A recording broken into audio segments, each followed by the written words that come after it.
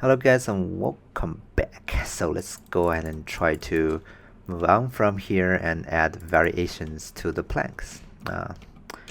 And I want to have smaller planks in this case, 0.15 maybe. Right, go inside of it. So after this guy, and by the way, I think it's better to grab all these things and then we put it into a subnet and say this is fixing overlapping faces, triangles, whatever. Okay. Alright, when those things are fixed, then we can move on to the next stage where we shift those planks around so that they're not in the same ending. Well, that could be wrong. That could be true for like a perfect like interior. But I'm going for something more random. Okay, more like an open floor and doesn't have any walls. Or, you know, a little wooden kind of like structure that has the floor like built all the way from the outside to inside kind of thing. So it's extruding out. Okay, so another attribute wrangle here. Oh, actually we just for loop through it. I think for loop through it would be better. For each primitive. Okay, we can give this for each a different loop, name, like shifting begin and shifting end. Okay, so for every little primitive, we want to shift it a little bit. Okay, so we can say we can do a translate.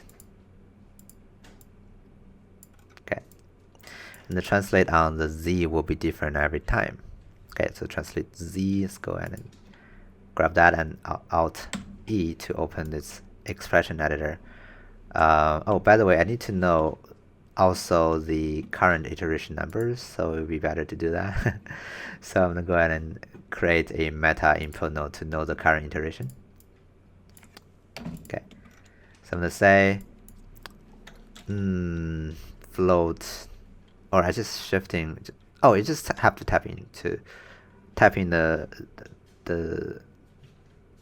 random value here. Yeah, a random value from the current iteration number. So we can say the detail value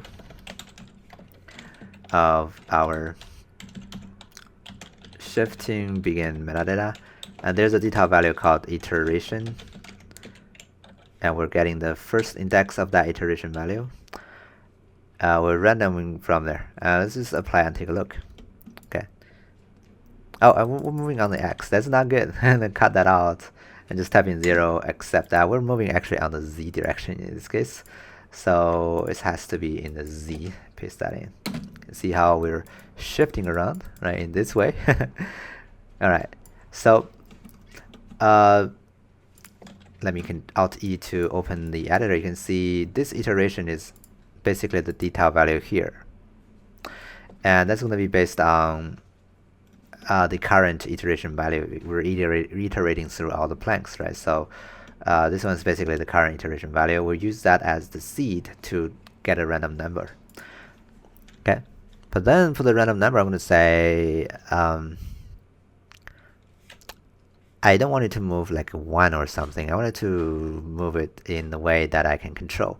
So I'm going to say fit 0, 1. Right, the random value yields a value that's ranging from 0 to 1. I'm going to say that's not correct. And fit it from a positive and negative values that I can control. So in this case, if we do like -1 to 1, so you can see it.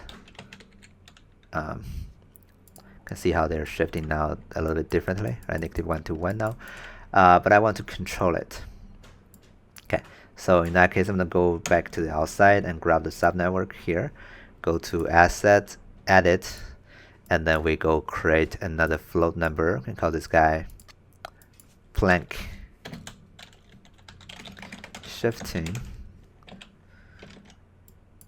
Plank shifting in there, ranging from 0 to 1, I guess. Default value is 0. It's good. Apply and accept that. Okay. So now in the